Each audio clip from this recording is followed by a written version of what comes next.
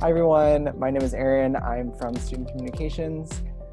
Today we are going to be doing a very special student profile, obviously under different circumstances than usual, but anyway, I'm here today with Brackett. Would you like to introduce yourself?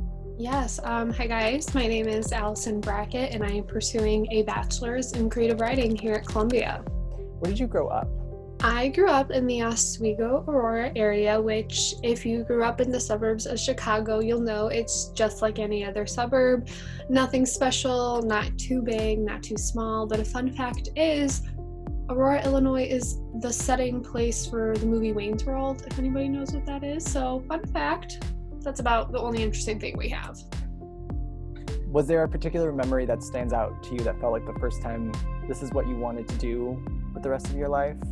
A piece that you wrote that felt right writing, or perhaps an author who inspired you? I think I've always known that I wanted to write. I've been writing ever since I was a little kid. I would take those big yellow legal pads that you flip up that I don't know who used them, but my grandma had tons of them in her basement. So I would sit there and write stories. I would illustrate them even. I don't know, there was never a point in my life where I didn't want to write, but I was always told that I couldn't write. And so I went through high school. I told myself I would do a journalism major here at Columbia. Hated journalism in high school. And it took me going to community college. I changed my major about 4 different times until finally in my last year, my last 2 semesters, I took creative writing classes with a professor who also went to Columbia. And so he taught me in a very similar style that I'm learning right now. And I don't know, it just took me seeing somebody else, seeing how they've made a career out of it, to be able to be like, now this is what I really want to do. Is there a writer that inspires you? I think my biggest inspiration is Ellen Hopkins. I've been reading her since I was like 10, 11, probably too early considering the themes in her books. She deals with a lot of themes like, death, mental illness, addiction, all these things that as a young teen, you kind of need to learn about. And so, I don't know, her books are just really good. Such a good answer. Do you have a favorite book? I just talked about Ellen Hopkins. I think any of her books would be great. I think I have about all of them on my bookshelf right now. But I also love, for a nonfiction book, I love In Cold Blood by Truman Capote. This is one of the best books that I've ever read. Have you learned any skills at Columbia that you didn't know before? Made any new friends or connections? Yeah, I think one of the biggest things I learned from Columbia, and it wasn't even, towards my degree, was I learned a lot of social skills. I think I've always been a little more reserved, and people who know me now probably won't really see that because I don't act that way, but coming to Columbia and escaping the suburb that I grew up in, where everybody looks the same, we all act the same, we've all known each other, and being able to go to the city and go to Columbia where there's so many different creative individuals, it really helped me flourish and thrive in this new community. And I'm suddenly not so afraid of interacting with people, and I make friends a lot easier. So that's a skill that Columbia taught me. And they also just taught me to trust who I am as a creative individual. I have more confidence in who I am as a writer and my writing in general. I don't doubt myself as much as I used to.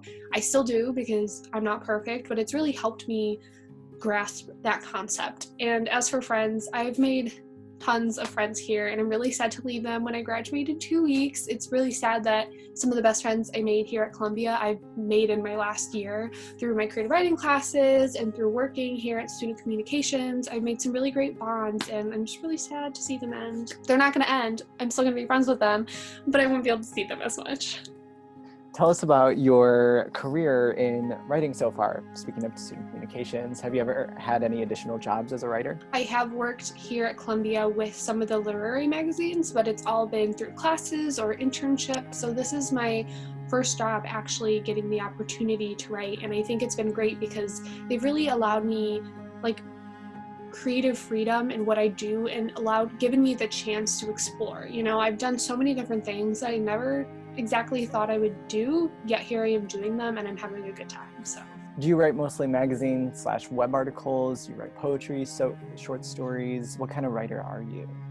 Well, I'm predominantly a fiction writer, but in the last 2 years, I've taken an interest in nonfiction and poetry. I took a nonfiction class, and honestly, when I think nonfiction, or when I thought nonfiction, I would think biographies. So I was like, who wants to write that? Who wants to read that?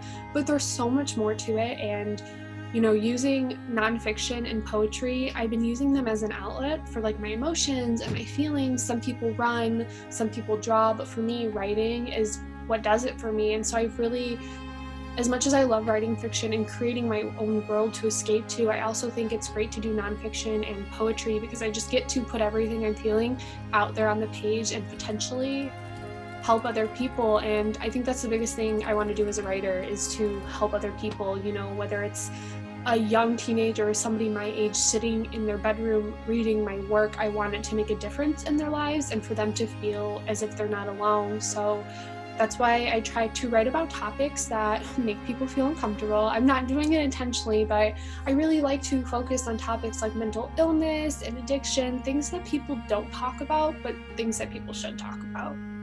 Fantastic. Is there a specific piece that stands out to you? Any one that you love that you hold dearly to your heart in particular? There's a piece that I wrote when I was still in my community college. It was the first short story I ever wrote. It's called Skyamaki. Almost goes in, you're thinking it's like a scary story, but it's really just like an allusion to mental illness and addiction and what it can do to you and the relationships around you. I think it sticks out to me the most because I did win 3rd place in a contest for it, and actually one of the judges was a teacher that I have here at Columbia. So that's, I don't know, it all just comes back full circle. Everything's been pointing back to Columbia and my love for writing, and it just really sticks out to me because it was the first story that I really got recognition for, and the first story that I wrote that I was like, I could do this, like I can do this as a career. Well, thank you so much for joining me today. I appreciate it. Thank you for having me. We'll see you soon. Bye.